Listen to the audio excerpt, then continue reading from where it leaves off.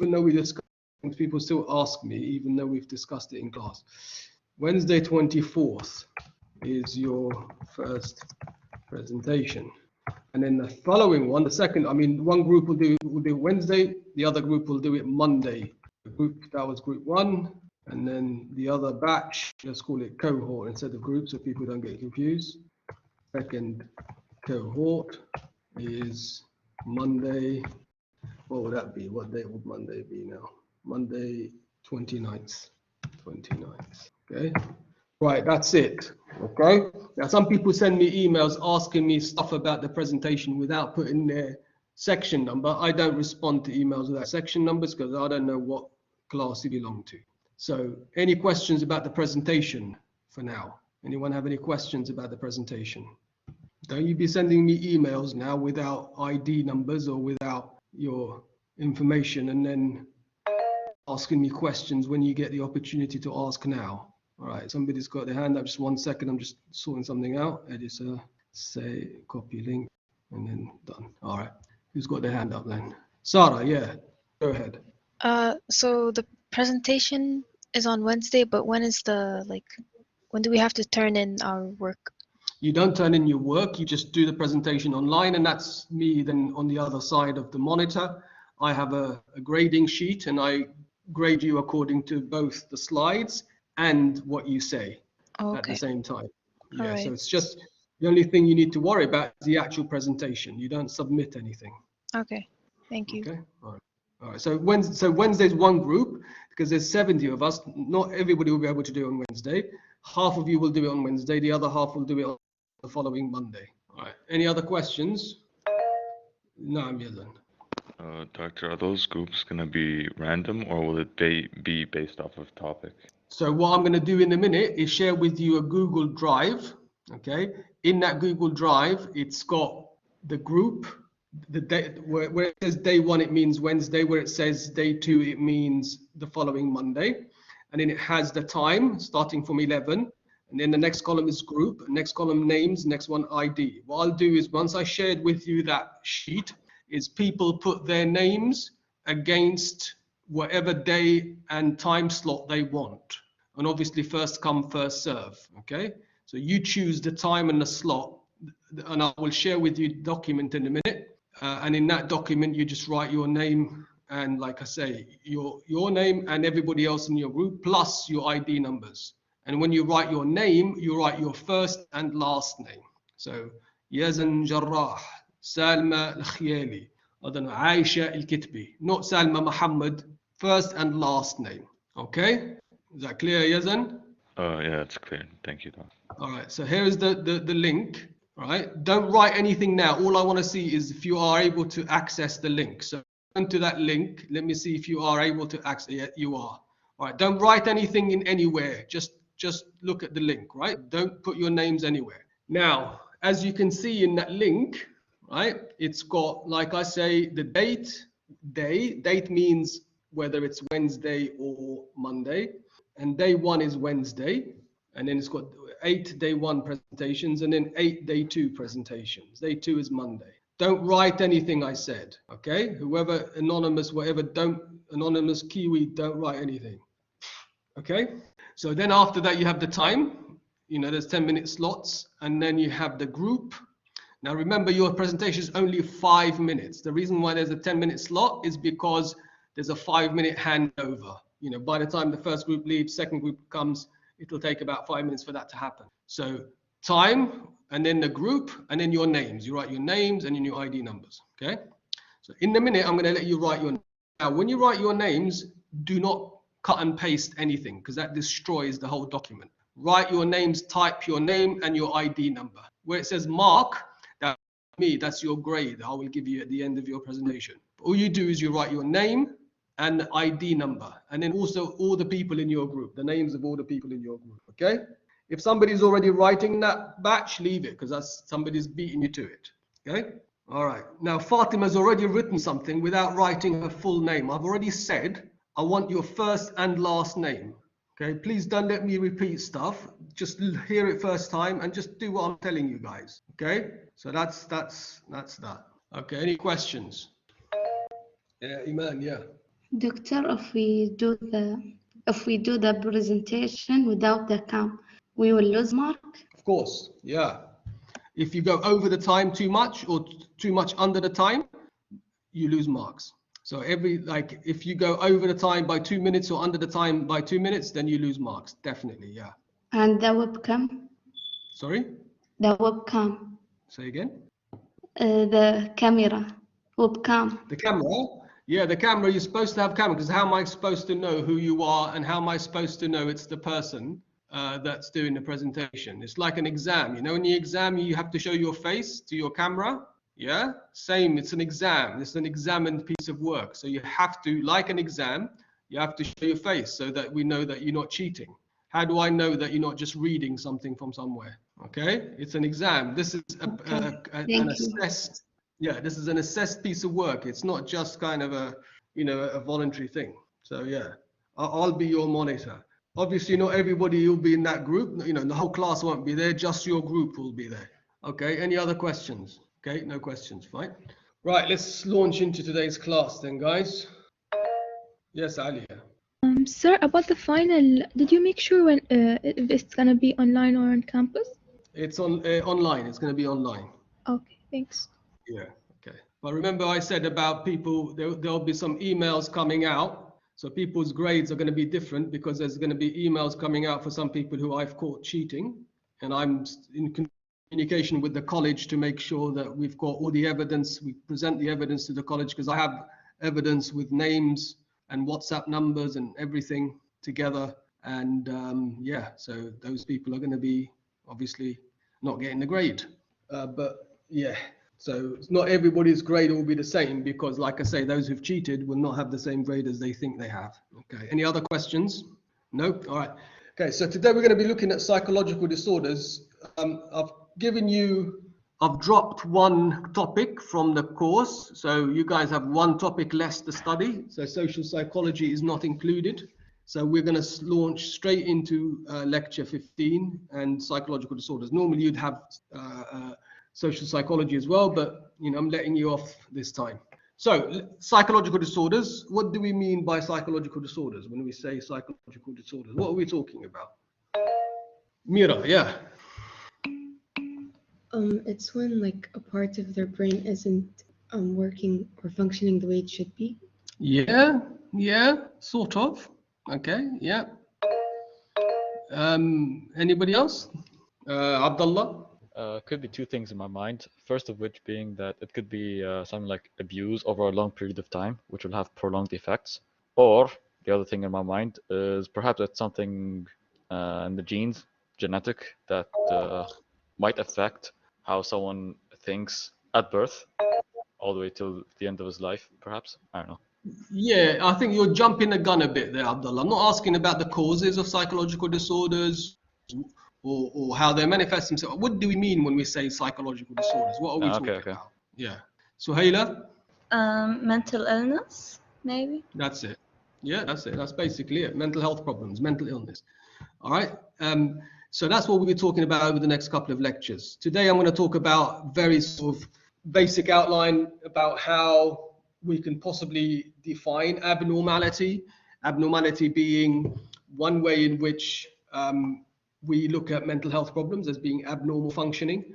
So we're going to look at different ways that people have tried to understand abnormality or define abnormality. Then we're going to talk about different approaches within the psychological world to mental health problems, you know, how different psychological schools approaches see mental health problems. And then we'll talk about, towards the end, talk about how clinical psychologists, psychiatrists diagnose mental health problems. And then in the next second part, we'll talk about a couple of, we'll start looking at a couple of mental health, common mental health problems such as anxiety, generalized anxiety disorder and panic disorder. Next time we'll carry on with the generalized, with the kind of less difficult, less severe mental health problems, and then we move on to the more severe mental health problems like psychoses. Right, okay, let's move on. So, how do we define mental health? What is abnormal? So, different ways that we can understand abnormality. What is abnormal? Well, we can say one way we can think of abnormality is think of it in terms of deviation from cultural norms. So anything that's not considered normal within a culture, that's one way that people have tried to define abnormality. So, for example, say in an Arab culture, when you meet someone of the same gender as you are, you shake their hand or you hug them. That's kind of a normal greeting.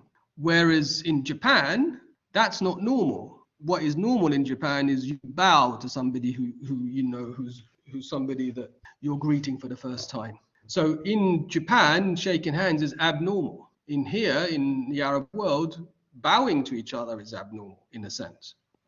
So that's the problem with defining abnormality in terms of cultural norms, is that it doesn't differentiate between cultural custom and things that may be considered mental disorders. But that's one way we could say what abnormality is.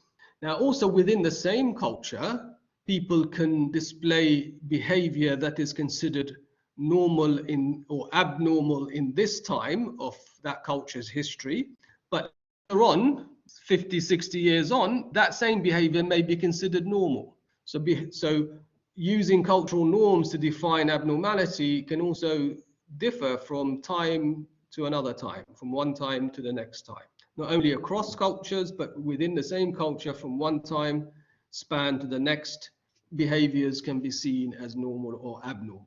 Okay, so that's one way people have tried to define abnormality, is through deviation from cultural norms, and that kind of has some benefit in terms of, yeah, things that people don't normally do can be considered abnormal, fine, but that if we only use that distinction, then we lose out in understanding some things that may not be culturally normal, but may not be mental health problems.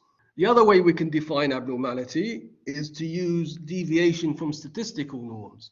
That is, behaviors, thoughts, feelings, attitudes, characteristics that are not within the normal range. So, for example, if you take the IQ scores, for example, which are a measure of intelligence, and ran it across the population, the majority of people will be scoring around the 100, a little bit under 100, a little bit over 100, but the majority, 65% of people will be scoring within that range, okay?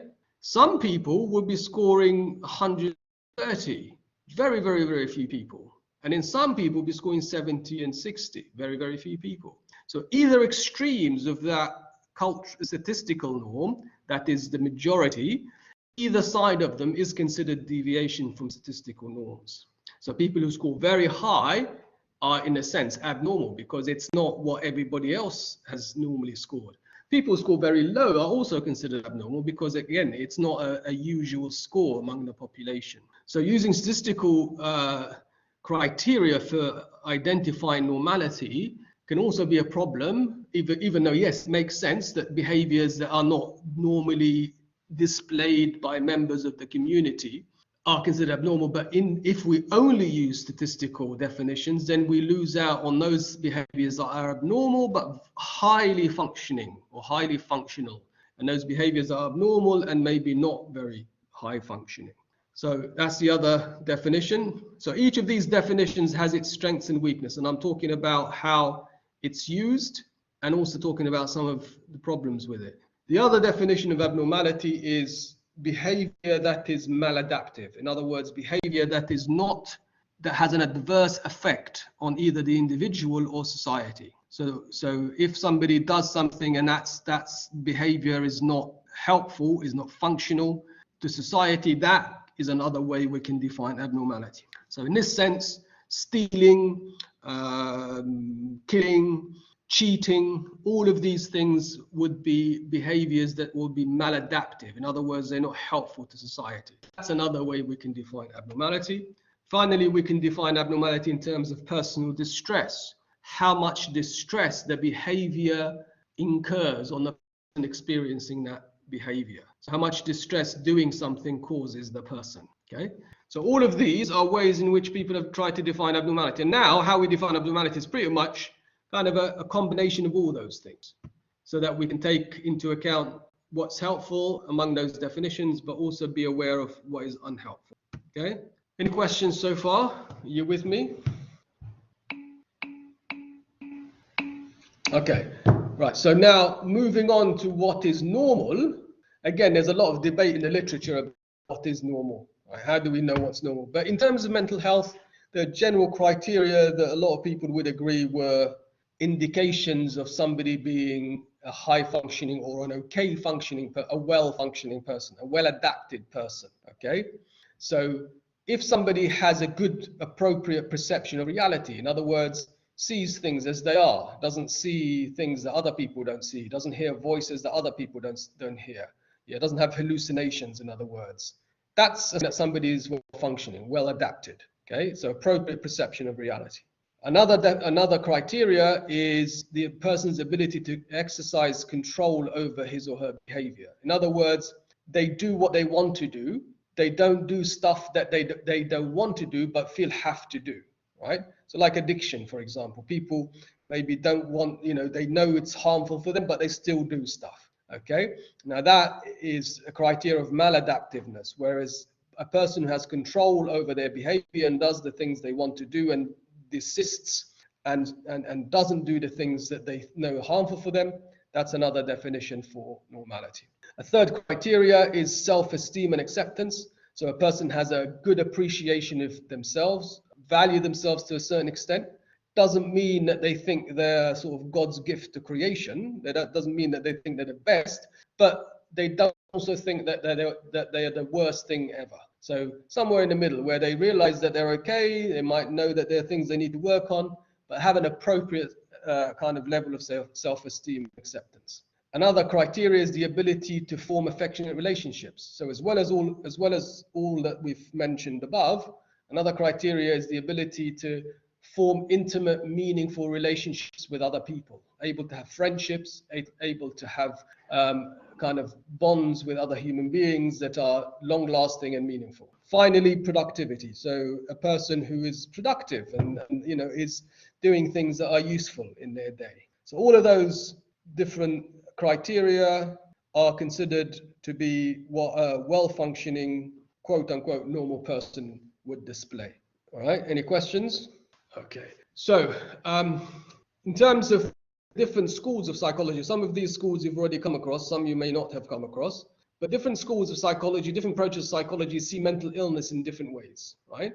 Now, again, nowadays it's not as clear-cut as this, but for academic purposes, we're going to make it sound as if it's as clear-cut as this, just so that you understand what the different approaches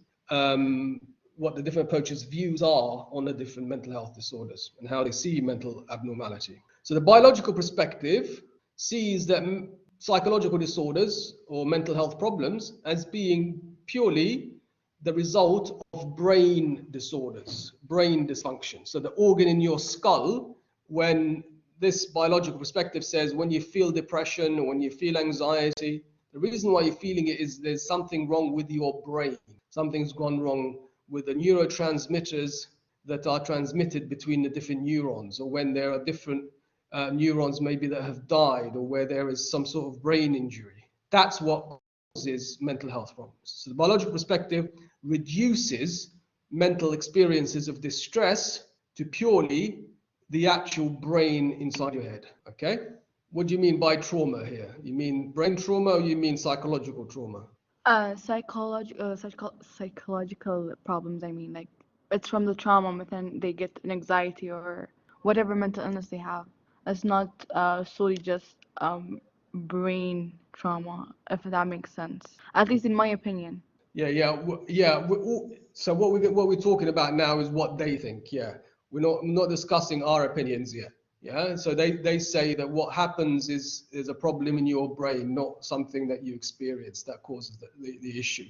And without the brain going wrong, you'd be okay, is how they would understand it. And if you went through a trauma, it's because your brain misunderstood something, or your brain misconnected things that caused you to feel the distress.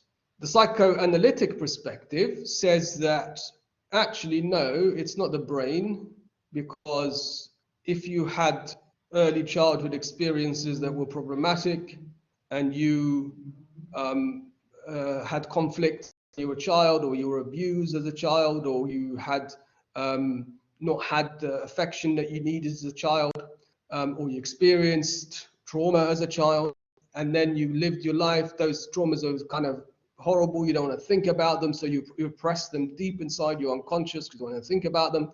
But later on, you might develop mental health problems because of those unresolved conflicts that you experience in your childhood. So the psychoanalytic perspective says the unconscious mind contains conflicts, desires that have not been met, needs that have not been fulfilled, and all those, when they haven't been addressed properly, then they cause mental health problems. So it's the unconscious conflicts that cause mental health problems, not the actual brain. The brain is a byproduct. The behavioral perspective says, no, it's not what you experienced in your childhood that you haven't resolved. It's what you've learned. Remember, learning and conditioning. If as a child you came across a dog and the dog was really horrible and barked at you, then you will learn that dogs are dangerous. And then as you grow up, you might have fear of dogs. So it's your learning experience that conditions you into having mental health problems. The cognitive perspective says, no, it's not just the behavior, it's how you interpret what has gone on for you. So it's how you interpret the situation that makes you feel either unwell or well. So for example, if you're in a situation and somebody has, say, I don't know, at university, use an example, university, and somebody is telling you that you're a teacher's pet and you're kind of a goody and you're a geek and you're kind of no fun and boring and bullying you in that way. And if you interpreted that as being, oh, what they're saying must be true about me, that they know something about me I don't know, and you believe what they say, then you're going to feel distressed. So it's not what other people say, it's how you interpret what they say. If you interpreted what they said as being, you thinking, oh, you have no idea that I am working hard so I can secure my future, working hard so that I can help my country, I'm working hard so that I can be relied on as a positive contributor to society, and I will have the last laugh because I will have that good job that you won't have because you're not doing the work you're supposed to be working. So if you interpreted that same situation in this way, then you won't feel distress. So the cognitive perspective sees what happens to you as neutral. It's how you interpret what happened to you that determines whether you develop distress or not. It's your interpretation of the event, not the event itself. The cultural perspective, sociological perspective says, no, it doesn't really depend on our interpretation, because if you've lived in a horrible environment as a child, you had a single mum looking after you and you had 7, 8 other brothers, so you didn't have mum's attention. Your dad was abusive. You lived in a poor environment where you didn't have food in your stomach enough to nourish you, and when you went to school you were bullied, and you had all these disadvantages as a child. Anybody who has that experience will develop mental health problems. So it's your environment, what they call the cultural sociological environment, or the social context in which you live in, that determines whether you are going to develop mental health problems or not. The vulnerability to stress model says, no way, it can't just be the environment, because there are people who live in poor environments and live in disadvantaged communities and still are very well functioning. So it can't just be the environment. They say actually what causes mental health problems is an interaction between your genetic makeup, what they call predisposition, and the environment. So if you have parents or grandparents, relatives who had mental health problems before, so you've got a genetic predisposition for mental illness, and also was subjected to a stressful environment, it's the interaction of these two that make you vulnerable to mental health problems. So not just the environment, it's also your genes that have something to do with it. So you have to have the genes and a stressful environment in order for it to develop. Right, any questions about that? Now you can give me your opinions or questions. No? All right. Oh, Shamma, yeah. Doctor, do you think is it like solely just the environment that affects the mental for a person to get mental illness, or do you think the environment and the people, or do you think just the people, in your opinion? In my opinion, it's an interaction of many things. It's interaction of genes, environment, interpretation, and learning, all of the above. Yeah. So because we know that there are people who have genetic predisposition like they have parents who have bipolar disorder or other mental health problems, they don't develop mental health problems. We have people who don't have their parents who have mental health problems and do develop mental health problems. We have people who live in poor environments and do not develop mental health problems. We have people who are quite rich and well, well adjusted and have mental health problems. So it's a combination of different things. And that's why now they use the biopsychosocial model for mental illness to say that what actually makes people vulnerable to mental illness is an interaction between those three things. Biology, in other words, genes, genetic makeup, or even like viruses or endocrine system problems. Sometimes when you have certain hormonal imbalances, that makes you more vulnerable to stress. So biology is important, but also psychology. Psychology, in other words, the early childhood experiences, your concept of yourself, how you interpret events, what you went through in terms of traumas. That's also important, and also the context, the social environment. So if you have friends around you, if you have loving parents, if you have loving friends, if you have caring community, if you have enough food in your belly, if you don't have bills to worry about. So all of those things contribute towards developing mental health problems. So it's not one thing or the other, it's an interaction between biology, psychology, and, if you like, sociology, the social environment. Shamma, does that answer your question? Yes, it does, doctor. I do agree with you. Okay, thank you. Right, any other questions? Right, okay. So spoken about. Right, okay, we won't go through that. That's fine. Group discussion, that's fine. Right, finally, we'll just quickly talk about these classification of disease manuals. So when you're working as a psychotherapist, psychologist, or psychiatrist, then often you refer to one of these two manuals, the ICD-11. I need to change that to ICD-11 because it's now ICD-11, not ICD-10, and the DSM-5. Those two are manuals that people use as guides for when they're making a diagnosis. So in the ICD-10, International Classification of Disease, that's published by the World Health Organization, used by psychiatrists around the world, psychologists in England. I think here they use it quite a bit as well. And in that, you have a list of symptoms.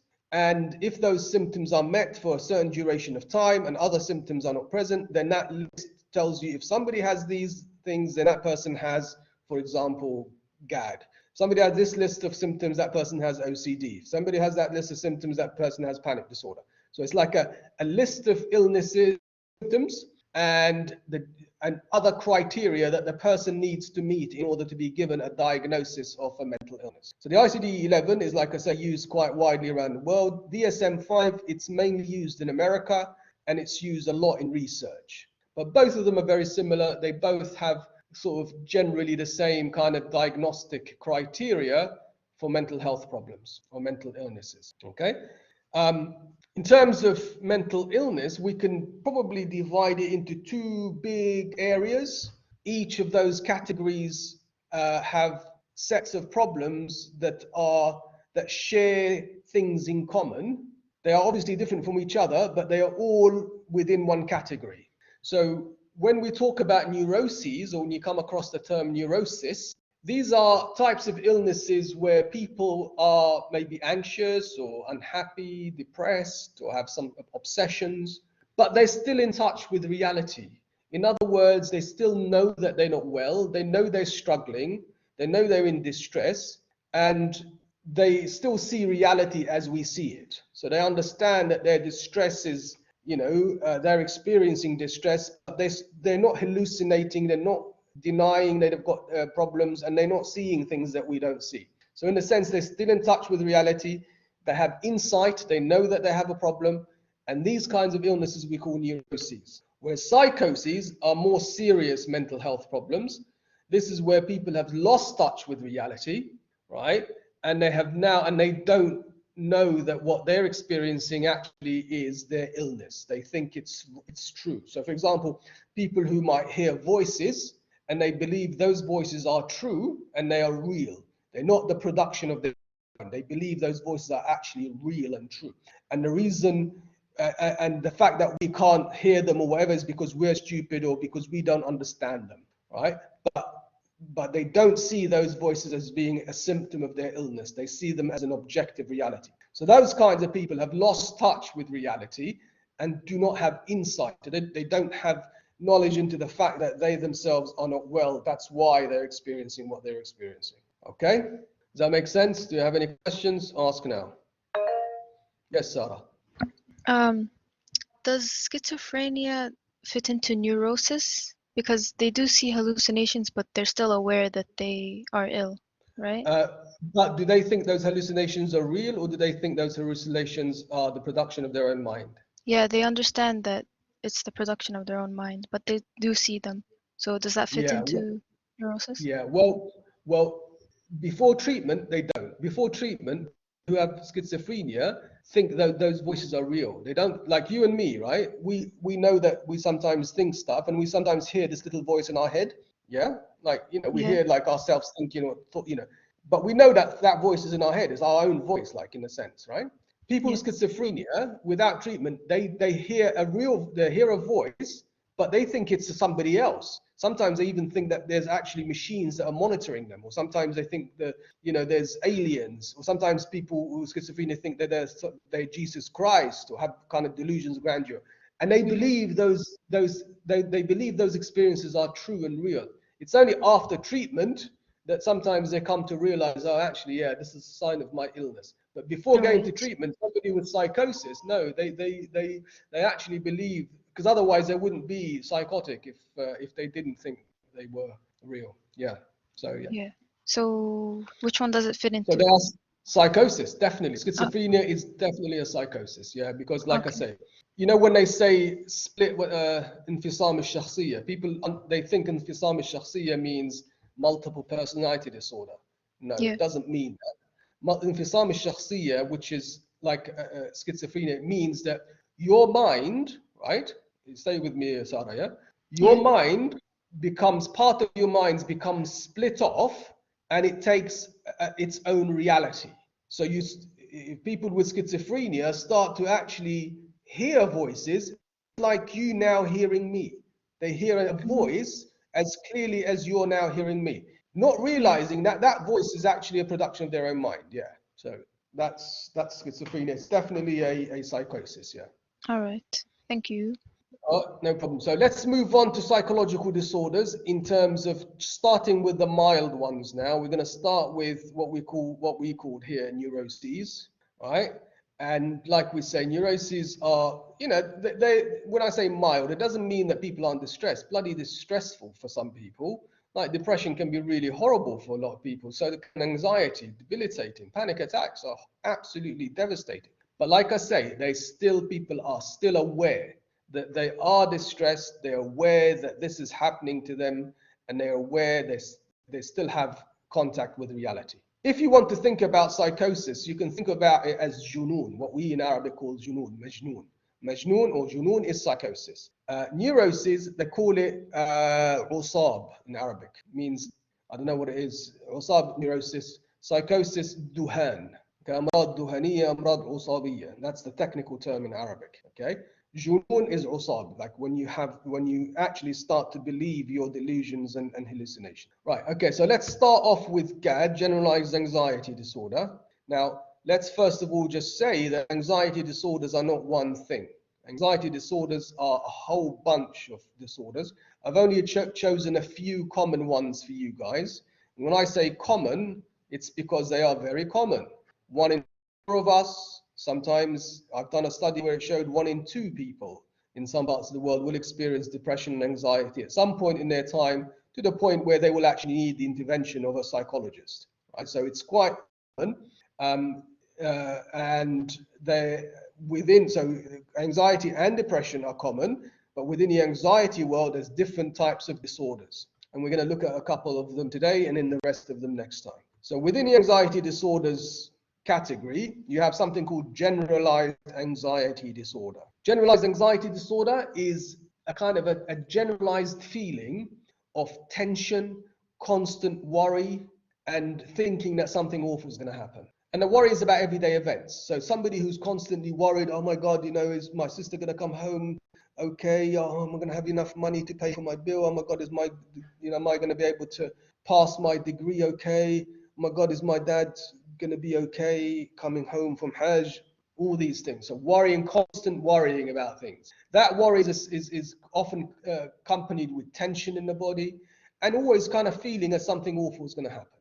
And this happens regularly all the time. So generalized anxiety disorder, the word generalized means it's not one particular thing that the person worries about. He worries about different things, okay?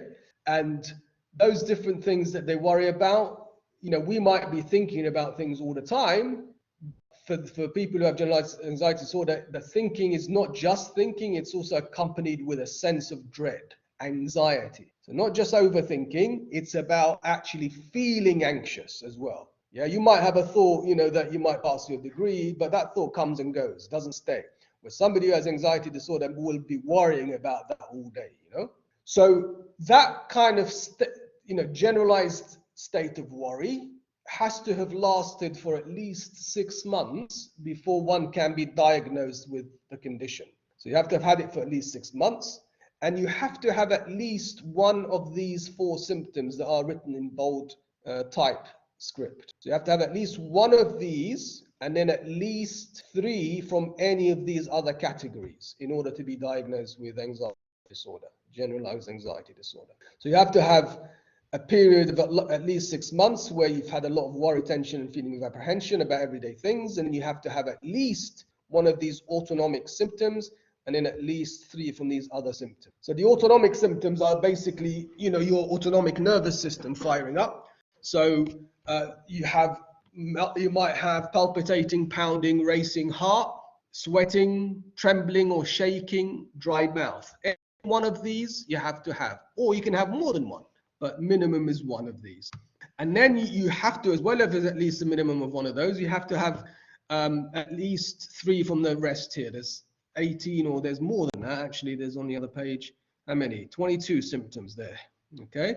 So you could have difficulty breathing, feeling choking, feeling chest pain, discomfort in your chest, nausea, like feeling a bit sick, churning in the stomach, butterflies in the stomach, feeling dizzy, unsteady, faint, lightheaded, sometimes feeling a little bit out of body experience, a little bit of like feeling as if you're looking at yourself from above, feeling that you've lost control, or you're going crazy, or you're going to pass out, or even sometimes feeling that you're going to die, hot flushes, cold chills, sometimes tingling and numbness in your extremities, not quite throwing up. Can you see throwing up there? No. So muscle tension, aches and Doctor? pains. Yeah. To interrupt you, what I meant by throwing up is the feeling of throwing up, feeling so nauseous. Feeling. Yeah, Yep. nausea. Yeah, exactly. Yep. Yeah. Exactly, yeah. So yeah, nausea is like feeling like you're going to throw up, exactly. Right? And then muscle tension, like, you know, you might have like your shoulders go stiff. You might, some of these symptoms, you have them every day and have them for so long, you don't even notice them anymore. Sometimes you feel restless. Sometimes you feel irritable. Sometimes people, find it difficult to concentrate. Sometimes they feel that the mind is going blank, bit kind of agitated with other people, stuff like that, okay? So all of those things, if they are bubbling away in the background, so generalized anxiety disorder is like cooking a curry slowly, but the curry is cooking and it's hot, okay? So it's bubbling away all the time. Yes, it can get a little bit worse when like a particular incident happens, but it's always there in the background. There's always this constant worry going on all the time, as well as the worry, like I say, tension and apprehension, and all those symptoms, not all, and some of those symptoms that we spoke about. Whereas panic disorder, if we think about GAD as being sort of a bubbling away of generalized anxiety going along all day for most of the day, panic disorder is where you get an inrush, a sudden increase of anxiety that kind of blows up and reaches a crescendo very quickly. So like a panic attack. But panic disorder is where you have these panic attacks without a particular trigger. So out of the blue, you will get this inrush of anxiety. That's what panic disorder is. Panic attacks occur within a panic disorder. Panic attacks are the actual episode of panic. But panic attacks can also occur in other phobias and other anxiety disorders as well. The thing that differentiates panic disorder from other phobias An anxiety disorder is panic disorder. There's no particular trigger to your panic attacks, okay?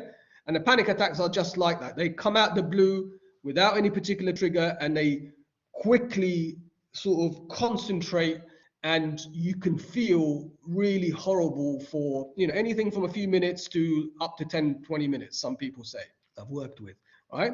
So a panic attack is characterized by, like we said, a discrete episode of intense fear or discomfort. Discrete means like an identifiable episode, right?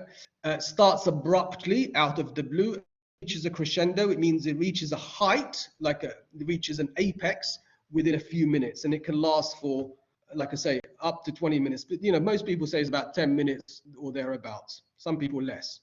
And then the same types of symptoms. So you have to have at least 4 of these symptoms: palpitating, pounding, accelerating heart, sweating, trembling, or dry mouth, and then any 3 of the other symptoms that we've come across. Now, the only difference between how we diagnose panic disorder and generalized anxiety is, like I say, if you think of generalized anxiety as cooking a curry over slow heat, panic disorder would be cooking a stir fry over a really high heat.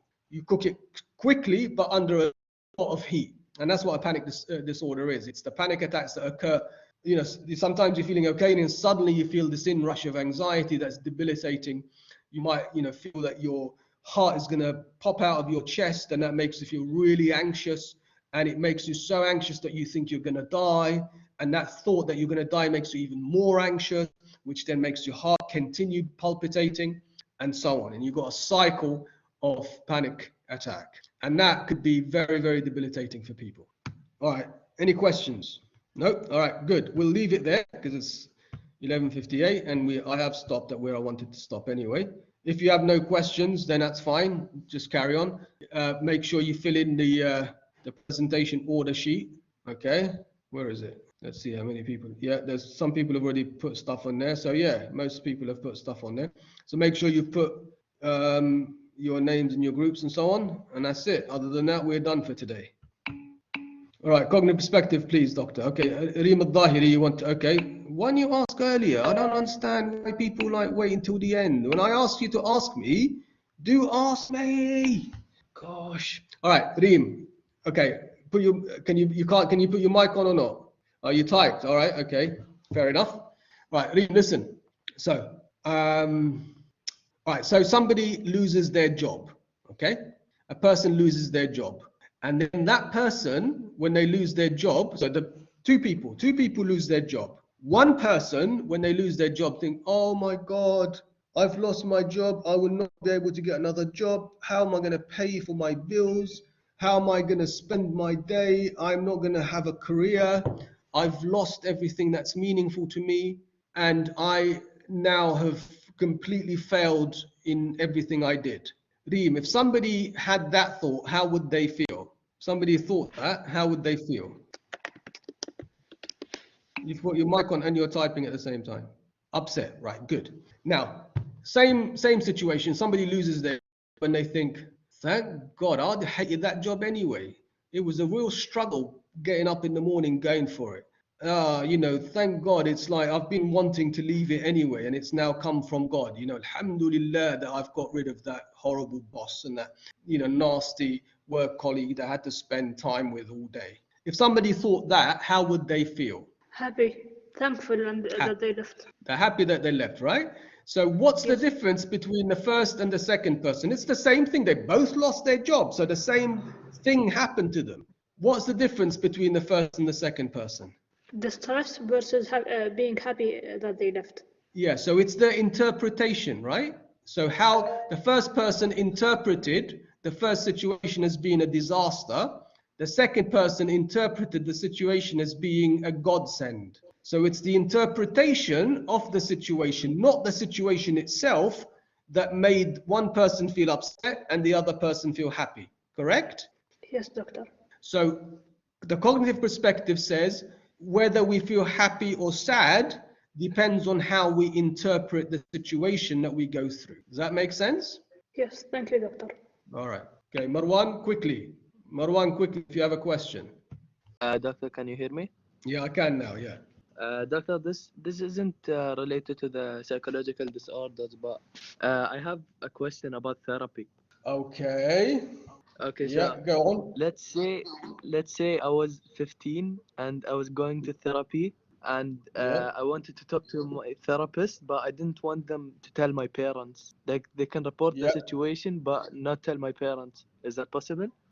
If you are a minor, what they call a minor, which is under, I think in this country, is it 18? Under 18, Then, yeah. then your parents, in a sense, have to consent to you getting treatment. You have to have the parents' consent. However, No, any good let's therapist. say I already go to therapy. All right. Yeah. So your parents then, the therapist, would be thinking about what would be helpful for you and for your parents. So if there are stuff that you were saying that if that would be helpful for your parents not to know just now, then the therapist might hold that. But if there's something that's kind of important and it might put you in danger or somebody else in danger, then your parents have to disclose that. Yeah, Do you- that makes sense. Thank you. Yeah. All right. No problem. Ariam, quickly. I don't know why you guys don't ask when I ask you to ask. Like ask later on, but there you go. Ariam, what did you Doc, say? this wasn't related to the lecture, so I wanted to keep it to Okay, the fair end. enough. Fair enough. Okay, fair enough. Yeah, that makes sense. Sorry, Marwan, you're right on that one. Do I ask a question about the presentation? We're doing personality. Can I talk about Freud theory? Yeah, Freud is a personality theorist. Yeah, Freud's theory is one theory of personality, of course. Okay, that's a quick one. Ariam, what did you want to say? Doctor, did you hear me today when earlier when I said that I'm here? When I opened my mic? No, I didn't hear you, but your colleague told me that you were here, and I I marked you in, so you think should be. that would have what happened last time too. Well, Because that's I wrong, said you that I'm see. here and I thought that you heard me, but you Well, that's didn't. the thing And is, I saw what in you the did. application that you put me as absent. Yeah, but what you did this time, which is the right thing, is to type. So not just if I I thought haven't. you heard me. But I called your name again I last didn't hear time. it. This time also I That's. didn't. When you recalled the names, I didn't hear my name. I asked if you. Yeah. Okay. I mean, fair enough. So where are we at? Where are we at the moment? I'm just going to double check you. Why no, you're not this class, are you? So hang on. So we are class 50. What? 51. Introduction 51. Just double check, Ariam. You stay Okay. with me, yeah? Okay. I think you've won the argument actually. If Ariam, okay, let me see you. Ariam. Do you know where you are on the list? Are you high up or middle or? There you are. No, you're in. It's fine. You're in, Ariam. Okay. Okay. And then last time, I think I put you in as well last time, haven't I? At the Yeah. end? Yeah, Yeah. خلاص. معناها كل شيء تمام. Okay. Thank you, doctor. Okay, take care. Okay, that's it. We're done. All right, people, take it easy. All right. Have a good day. You too. Cheers.